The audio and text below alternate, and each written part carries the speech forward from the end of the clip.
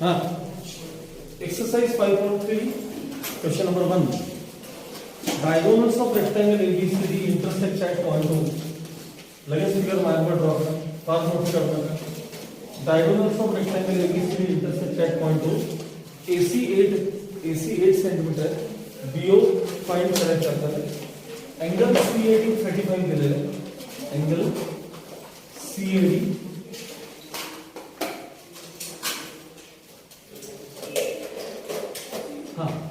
Angle CAD आपल्याला काय दिलाय 35 बघा.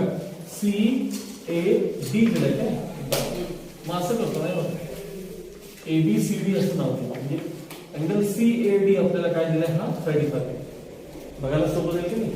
एंगल CAD 35 आहे. फाइंड एंगल ACB विचारला. ACB म्हणजे हा विचारलाय तुम्हाला, हा दिलाय आणि हा एंगल विचारलाय. डायगोनल्स इंटरसेक्ट ॲट O असं म्हणलेलं आहे आणि AC ची लेंथ आपल्याला 8 दिलेली आहे. AC ची लेंथ किती दिलेली आहे 8 आणि कोणाची विचारली रे OB ची विचारली. कोणाची विचारली OB. यादी फिगर पटकन काढून घे, फार वेळ घालवायचा फास्ट.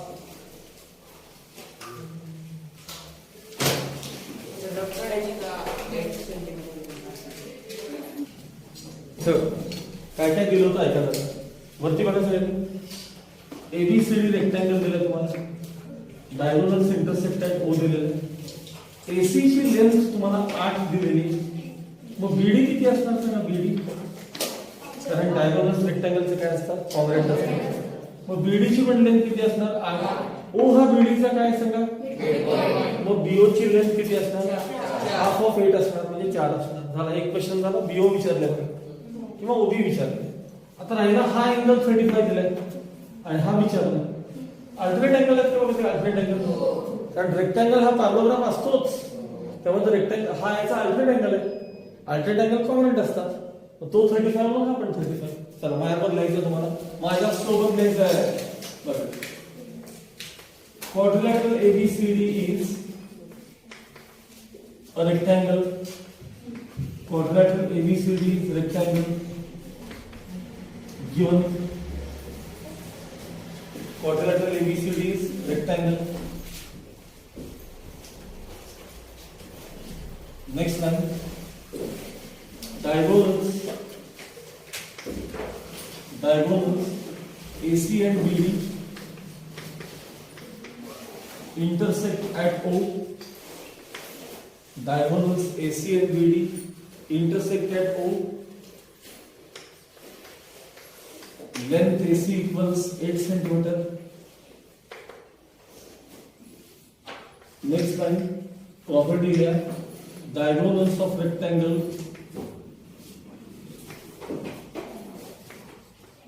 are congruent.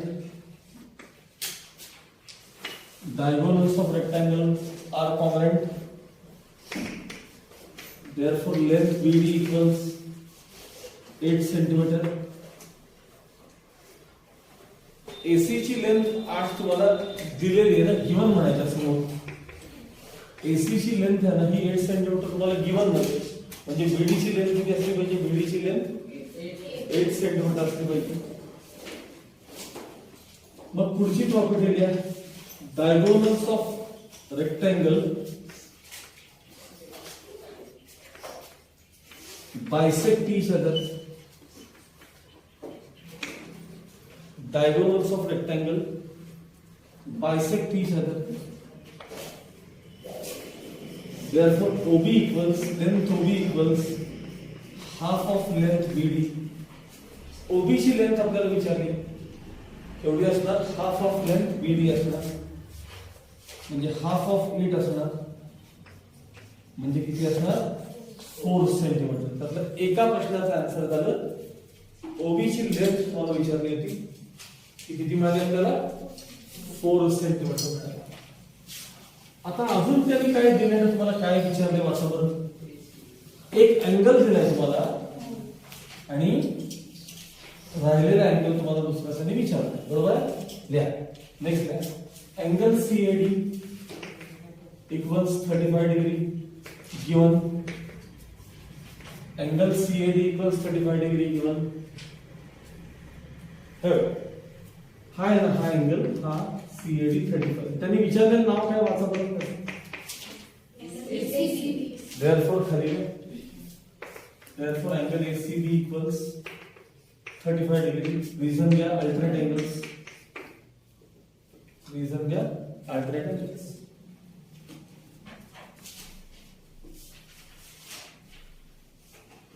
हे काय काय दिलं तुम्हाला? क्वाड्रिलॅटरल PQRS काय दिलं तुम्हाला? रोम्बस. एक साइड 7.5 दिली आहे. मग राहिलेल्या सगळ्या साइड्स किती असल्या पाहिजे? तर त्यातली तुम्हाला QR विचारली. एक अँगल दिलाय 75 डिग्री, मग याचा अपोजिट अँगल किती असला पाहिजे? आणि ऍडजस्टंट अँगल कसे असतात? सप्लिमेंटरी असतात. आणि तो पॅरलल राहतो. ऍडजस्टंट अँगल्स काय असतात? सप्लिमेंटरी. त्यांची टोटल व्हरायटी असते. आता हे कसं लिहायचं बघा. चला लिहायला सुरू करा. बरोबर फिगर नंतर अगदी रफ काढा, नंतर काढा.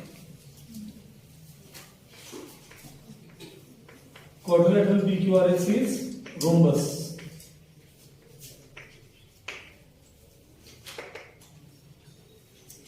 Therefore, length PQ equals length QR. बाकीचे चारही असतात कॉम्पोनेंट, पण मला जेवढं पायर पण लिहिणार ना मी. PQ आणि QR कॉम्पोनेंट आहेत. PQ आणि QR काय सांगा? कॉम्पोनेंट आहेत. आता PQ ची लेंथ किती आहे सांगा? 1.5 सेंटीमीटर. मग लेंथ QR किती असणार सांगा? हे त्यातल्या एका प्रश्नाचा आन्सर झालं. QR ची लेंथ किती आहे? 7.5 सेंटीमीटर.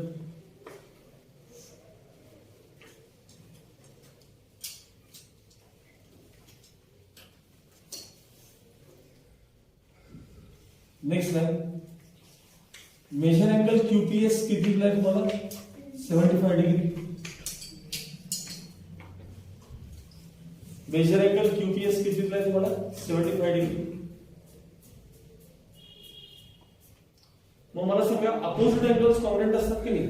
मग देअरफॉर मेजर एंगल QRS किती असणार? QRS 75 degree. रिझन द्या नुसतं अपोजिट एंगल्स.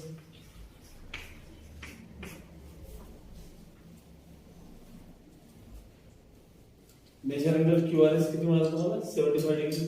अपोजिट एंगल्स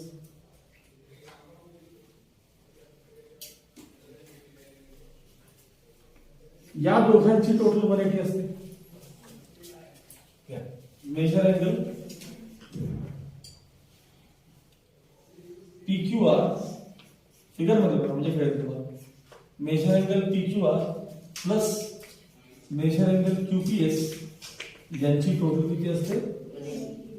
तुम्ही याला इंटिरियर एंगल्स असं रिझन दिलं तरी चालतं बरं का? माहिती? दोन लाईन जेव्हा पॅरलल असतात ना तेव्हा इंटिरियर एंगल्सची टोटल काय असते नेहमी? म्हणून इंटिरियर एंगल्स असं रिझन दिलं तरी चालतं.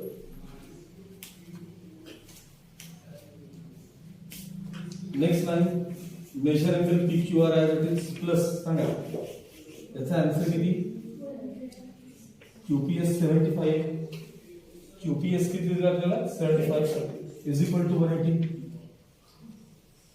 आणि मग 75 मायनस करून घ्या मेजर एंगल हा PQR इज इक्वल टू 105. 180 मधलं 75.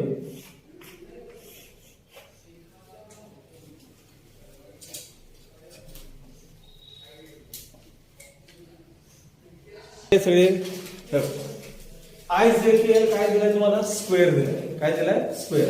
लक्षात ठेवा स्क्वेअरचे चारही एंगल्स किती असतात? 90 डिग्री इच. चारही एंगल्स काय असतात? 90 डिग्री. आता मला सांगा diagonals of square bisect each other at right angle. म्हणजे या चारही ठिकाणी काय अँगल असेल? चारही ठिकाणी 90 असेल. चारही ठिकाणी 90. तसं त्याने एक अँगल विचारलाय. हा क्वेश्चन मार्क केलेला विचारलाय. म्हणजे IMJ चं मेजर किती असलं पाहिजे? आता स्क्वेअर असू देत किंवा रोम्बस असू देत बरं का? स्क्वेअर किंवा रोम्बस कोणी असू देत, हा जो डायगोनल आहे की नाही, हा डायगोनल हे अँगल्स बायसेक्ट करतो.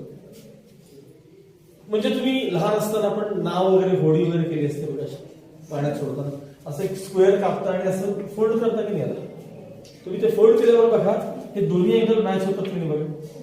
तसं ते रेक्टँगल होतं का? रेक्टँगल कधी बघितलं? आता समजा हा रेक्टँगल आहे इथं समजा अशी तुम्ही ह्याच्यावर घडी घातलीत की नाही, तर पहिली गोष्ट याला मॅच पण होत नाही. हे इथे कुठं जातो माहिती का तुम्हाला, इथे जातो मॅच पण होत नाही. अँगल हा आणि हा कॉन्ग्रुएंट असूच शकत नाही. सॉरी, हा आणि हा सॉरी हा आणि असूच शकत नाही. पण ते स्क्वेअरला असतं, ते रोम्बसला पण असतं. अपोजिट अँगल बायसेक्ट होतात रोम्बसला पण. स्क्वेअर आणि रोम्बस यामध्ये डायगोनल जो आहे तो अपोजिट अँगल बायसेक्ट. मी तुम्हाला सांगितलं होतं वेगळ्या प्रॉपर्टीज काय आहेत त्याच्यावर लक्ष द्या. स्क्वेअरची वेगळी प्रॉपर्टी अशी आहे की diagonal of square bisect opposite angle. तसं इथं तो बायसेक्ट करत असल्यामुळं हा 90 डिग्रीचा अँगल बायसेक्ट झाल्यावर 45 होणार, किंवा इव्हन हा 90 डिग्रीचा अँगल बायसेक्ट झाल्यानंतर तोही 45 होणार. आता हे फक्त आपल्याला लिहून द्यायचं काय. चल द्या मला समजलं सगळ्यांना, त्याच्यात बघितलंय.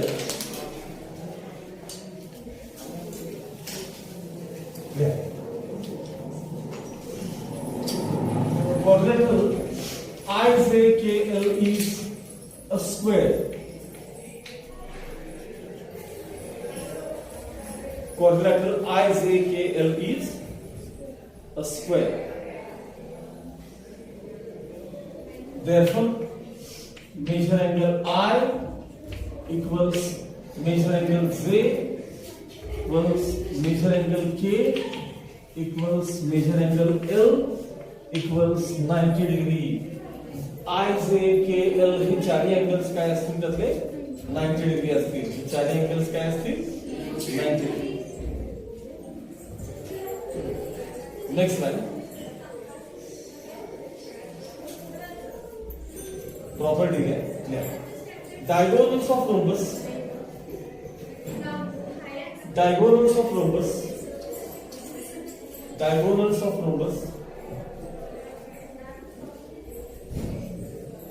bisect each other at right angle.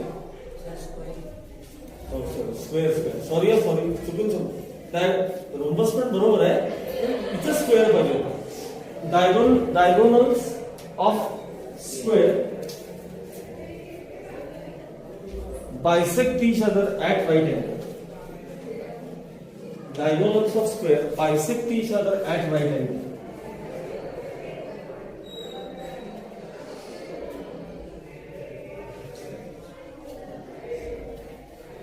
मग राइट अँगल मध्ये बायसेक्ट केल्यामुळे हा जो IMJ अँगल आहे किती असणार सांगा 90 डिग्री असणार. Therefore measure angle IMJ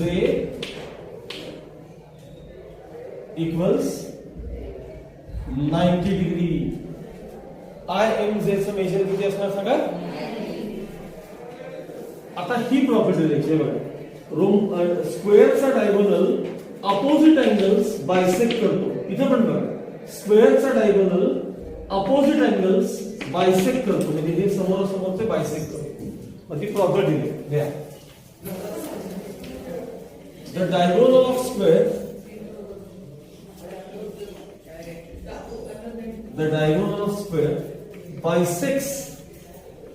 bisects opposite angles.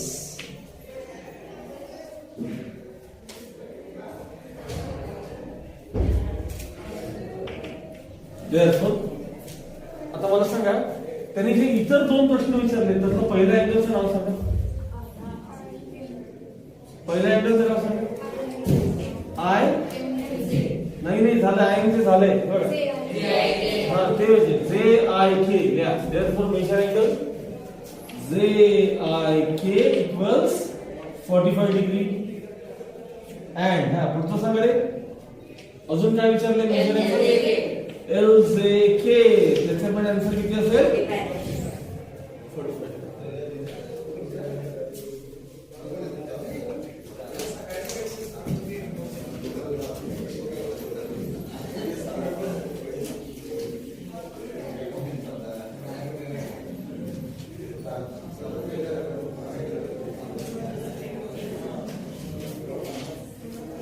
झालं सगळ्यांचं. आता ट्रू और फॉल्स आपण जरा डिस्कस करूया. क्वेश्चन नंबर 5, मग 4 आपण नेक्स्ट पिरियड मध्ये बघू. क्वेश्चन नंबर 5 बघूया. ट्रू और फॉल्स बघायला लागेल. सोपा असतो. ज्याला प्रॉपर्टीज व्यवस्थित कळाल्या आहेत, मी जे रविवारी शिकवलेला भाग व्यवस्थित कळालाय त्यांना काहीच अडचण नाही. Every parallelogram is rhombus. False. कारण काय म्हणते त्यांनी, एव्हरी पॅरलोग्राम इज रोबस ना. तर बघ, मग हा पॅरलोग्राम आहे, तर बघा आहे का, हा रोबस आहे, हा रोबस आहे. म्हणून सांगतो त्याला, जरा ह्याला खूप अभ्यास लागतो, लक्षात ठेवा. हा रोम्बस आहे बघा, हा रोम्बस आहे. मग हा पॅरलोग्राम आहे, हा कुठं, हा पॅरलोग्राम आहे. एव्हरी पॅरलोग्राम इज रोम्बस, चुकलं. Every rhombus is parallelogram, correct. दिले sir. Next, every rhombus is rectangle. False. प्रत्येक रोम्बस रेक्टँगल असतो नसतो. फॉल्स. रोम्बस हा रोम्बस, तो पॅरलोग्राम नक्की असतो, पण रेक्टँगल असतो. Every rectangle is parallelogram. 100%. प्रत्येक रेक्टँगल हा पॅरलोग्राम असतोच. To do. Next, every square is a rectangle. 100% true आहे. Every square is rectangle. हे बघा, हा स्क्वेअर आहे की नाही, त्याचे चारही अँगल राईट अँगल आहेत की नाही.